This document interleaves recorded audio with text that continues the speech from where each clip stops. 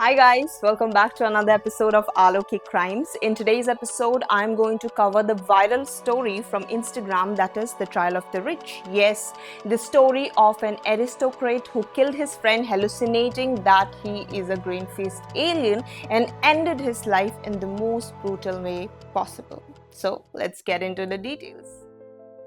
Before I begin with the story, you guys must be thinking why this particular case is known as the trial of the rich. The reason behind this is because both the parties who are involved in this particular case come from very well-to-do families. They lived a very luxurious life, and that is the reason this is known as the trial of the rich.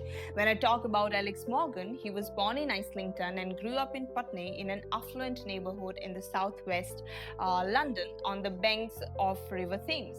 His father is a Scottish financier, was also the former director at Commerce Bank London and had also worked as a banker in Moscow. His father is believed to own a $1 million apartment overlooking the Solent in Southampton.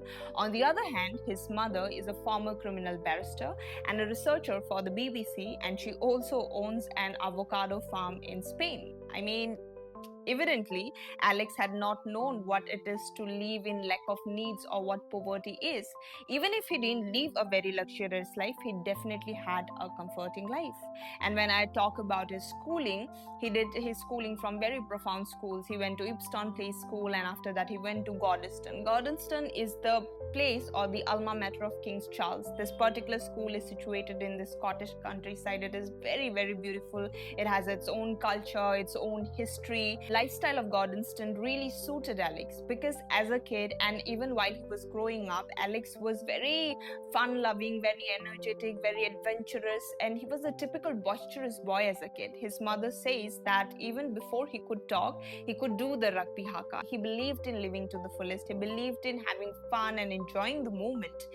His mother recalls how once in the middle of the night she got a call from Alex and he told her that Mama, I have been grounded. In the middle of the night, they had went for a bike ride to the local curry house, and that was the reason they were grounded. After completing his A-levels, he went to the Regent's University to pursue his business administration, and unfortunately, this was the place where he met his murderer, Bennet von Wertes. Bennet von Wertes is the son of a Hungarian-German aristocrat who is an art gallerist, and von Wertes himself was 6'5", a kickboxer and a gallery founder. He peddled works for the likes of Andy Warhol, Daniel Hirst. As people say, there is always a bigger fish. Alex had a very happening life. He was known for partying with the likes of Cara Devlin. Well, it was not just Alex who had a happening life, even Bennet had an equally happening life. Both of their regular routines or daily routines involved festivals in Ibiza, Barcelona, the Alps. They both loved going to clubbing, partying, and to be honest, they were at an age where they would love doing all these things, right? But beside this side, Alex also had a side where he was very passionate about his work. He was very warm and loving. People basically loved to be around Alex. In the year 2014, Alex had just landed his first ever job in commercial property in London. So he was very excited to start this new chapter in his life. So he decided that this new year he would spend with his family skiing in Switzerland. Upon his arrival, he realized that he had lost the keys to the apartment which is owned by his mother and who was at that point of time spending her time with her friends in Madrid. Now, if you're thinking that Alex must have freaked out, thinking, "Arey, what should I do? I have lost the keys. Where will I go?" Then you are absolutely wrong because Alex was loved by his peers. There was no scarcity of places where he could camp out. So Alex just thought that it's fine. I have lost the keys. I'll simply camp out in one of my friends' place. So after his arrival, he went to the city center, catched up with his friends, had a chat with them, had fun, and thereafter he went to a salon appointment to get his haircut done. After that, he went to meet the friend who had actually offered him the place to stay. And if you are guessing that it was Bennet von Wertes, then you are absolutely right. It was none other than Bennet von Wertes who had offered his chalet to Alex. Now, if you are thinking that why did he accepted it, he could have accepted somebody else's offer, then my friend, I assure you that if it would have been you in place of Alex, you would have done the same thing. Because the other offers involved cottages, apartments, but here Bennet had offered him a chalet. Yes, a chalet, that too in a very private space which is only accessible by the rich people. So obviously this offer was more tempting to Alex, so he accepted it. And more so, he had known Bennet from college time. So if for Alex, he was just gearing up for a fun-filled time with his longtime friend. He was just catching up with his longtime friend, unbeknown of the fact that in the next few hours he was about to go through hell. And it just breaks my heart how the night unfolds. Before going to the chalet, both Alex and Bennet decided to go partying at another friend's place, and they had a great time there. I mean, obviously they had a great time. They ate, they got drunk, and thereafter all of them ended up playing a DRUG fuel chess game. Now at some point of time after this game, both Alex and Bennet found themselves in the middle of the streets of the Zurich city. It was 3 a.m. It was 30th December, as you all remember, so it was very, very cold. So obviously it was just the two of them who were walking in the streets. Now apparently at that very point of time, it is alleged that Alex had remarked to Bennet that we two are the last people on earth, and this very statement of Alex was used by Bennet in the trial for his own benefit. How? That I will let you know in the later part of the video. Now moving forward, it was at around 4 a.m. when they had finally taken the taxi and they were going towards the chalet. Once they reached the chalet, they sat down for another round of DRUG, which they enjoyed while listening to the music and washed it down with fine wine from the cellar. So there is no reason for me to even say it aloud that they were very intoxicated, or in fact I believe they might have been out of their senses also. Now it was the neighbors had reported to the police that they could hear loud music from the chalet at around 6 a.m. and in fact they had also informed the police that this was a daily routine. Whenever the parents were out of the station, always some or the other party would take place in the chalet, and it was one of those days because Bennet's parents were holidaying in the Engadine Alpine Resort. Now again, the Engadine Resort is a very luxurious resort where all the rich and famous people ring in to celebrate their New Year. So even Bennet's parents were there, so Bennet and Alex had the whole chalet to themselves. Now at around 7 a.m. the police received a frantic call from the chalet, and the call was made by none other than Bennet, who was shouting frantically over the call that my buddy tried to kill me, my buddy tried to kill me, my whole hand is bleeding, I had to fight back, my buddy is dead, please come on. Finally the police arrived at the crime scene, and when I say this, trust me, nothing in this world could have prepared them for what they were about to witness. The crime scene was so brutal that it is said that the whole living room area was washed with Alex's blood, and in fact Alex was found drowned in his own blood. Yes, Alex was drowned in his own blood. So looking at the crime scene, the police immediately arrested Bennet, and as far as Bennet was concerned, he was claiming self-defense. He was saying how he was first attacked by Alex and that is why he had acted in self-defense. However, when the police looked at the body of Alex, it was telling a totally different story.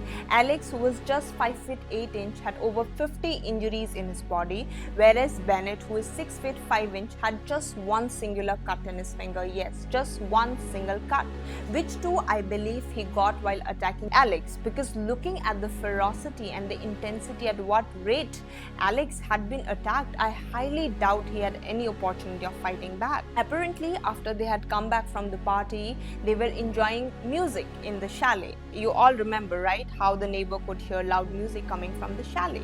So while enjoying music, suddenly an argument had broke out between the two of them over a Swedish folk music, which basically flew Bennet into a full rage mode. He started attacking Alex. So basically Alex was sitting on a chair. He picked up Alex from there, then he threw him onto a coffee table.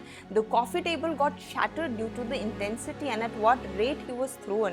Bennet used the very shards from that coffee table to cut and stab Alex. Thereafter he proceeded to bludgeon Alex's head with a gold sculpture of 40 lb and an antique figure. It was so bad that his skull had caved in, his facial muscles had shattered, and in fact his eyes had fell out of the sockets. It was that bad. But this monster didn't stop there. Thereafter, after giving such unbearable injuries to Alex, he then knelt down on Alex, forced open Alex's mouth, and then he inserted pushed inside a 3-foot candlestick onto Alex's mouth, and then he rammed it inside Alex's throat all the way down to the esophagus. Yes. And that was the final act of barbarity which took Alex's life. It was basically an orgy of violence. Alex died of asphyxiation in his own pool of blood.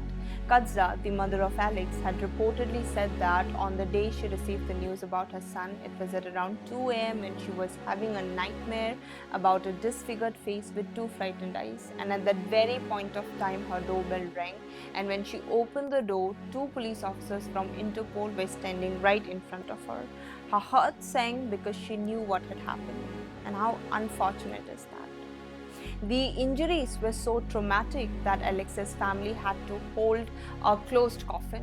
Generally, there is a mirror so that people can have a last look of their dear ones. But even this opportunity was snatched away from the near and dear ones of Alex. Bennet had no remorse whatsoever. In the initial days of the trial, he had claimed that he doesn't remember a major portion of the incident that had taken place in the chalet on the fateful day. However, the details kept changing over the years. This person had in fact refused to give any evidence in the court. He would refuse to speak up. He would come inside the court, just sit in his chair and would rock back and forth, that is it, or he will look fixedly at the desk. The only time he had spoken inside the court was when he was convicted, and he had looked towards Alex's family and had said that he would do anything to prevent what had happened. In fact, he had also written a letter from jail to Katza, which was of 1.5 pages. Now Katza kept this very letter in a plastic folder because she doesn't want to touch it. This letter is basically about how Bennet is feeling sorry for himself. He speaks about how he's a victim of DRUGS or how he's a victim of his parents' divorce. There is not a single mention of Alex or how he's sorry to his family or sorry about what happened. In fact, the legal team of Bennet had come up with a story to save him, and that story was that when this particular incident had taken place, Bennet was not in his senses. I mean, obviously he couldn't have been in his senses, because during the investigation, the investigators found that it was on a variety of DRUGS at that point of time, including a tranquilizer, which is actually supposed to be used on injured horses. Yes, injured horses. After using such strong doses, what else do you expect? How can a person be in his senses? Obviously, you will hallucinate. His legal team had argued that Bennet had hallucination and he thought that Alex is a green-faced alien. Now, my question is, if he was so out of his senses, if he didn't know anything, how could a person who is not in his senses could possibly, after committing such a horrendous act, go to the washroom, shower himself, change his clothes, and thereafter could call the police and tell them, hey, my buddy has attacked me, hey, I did it in self-defense? If you are so out of everything, how could you construe such a good story? How could you know that after doing such an act, you are supposed to say that this is a self-defense to save yourself? So obviously you were in your senses. You did everything in your senses, right? So that is why I'm so glad that he was handed down the punishment of 12 years. He was convicted, and this 12 years was also inclusive of a rape charge. Yes, with every revelation, you would just keep hating this man more and more. So apparently, before this incident with Alex, 2 months prior to the incident, he had raped a woman in a hotel room, and this woman was none other than his girlfriend. So this woman testified in the court and had told them that 2 months prior she was raped in a hotel room and she was also stifled with a towel. And before this incident of raping her, he had also pushed her out of a moving taxi in Ibiza and had tried to kill her. And right after this incident, she had contacted Bennett's family and had told them how their son is very dangerous and is a ticking time bomb, and there is not much time is left when someone might lose their life because of the son. And that is exactly what happened. However, Bennett's family set over the warnings of his ex-girlfriend, and in fact the ex-girlfriend also testified in the court that she had, after this incident, she had contacted Bennett's mother, and when she had contacted her, she had dismissively told her that the person who had lost his life in the chalet was a drug dealer, so she did not worry about it. However, along with that, she had also warned Bennett's ex-girlfriend to not give any statements to the police. Yes, they had actually tried to obstruct her from giving any statements or to testify in the court or in front of the police. However, this young lady was very courageous. She came in front and testified as much as she could. However, unfortunately, Bennet only served 9 years of this punishment and he was released on 38 December 2023, that is on the death anniversary of Alex. How ironical is that? And now this person is on the run after his release, and he has a private account, Instagram account. In that account, after his release, he had posted a paragraph with the caption, "Catch me if you can," followed by a series of photos of his shirtless photos with fingers up. These pictures had also a series of him holidaying in Vietnam, in Philippines. I mean, when you have money, you can do anything, I guess. Bennett's mother was there throughout the trial. She would come every day to the court to look at her son. So one day, Katza had actually walked up to Bennett's mother and had hugged her and had told her that we both have lost our son to the RUTS. And at that very moment, the moment she uttered those words, she realized what she had done. She realized what actually has happened. She stepped back and she thought to herself that no, you have not lost your son. Your son is here. You can still, plan his future. You can still see him having a family. You can still go around shopping with him. Whereas my son, he is in the cemetery.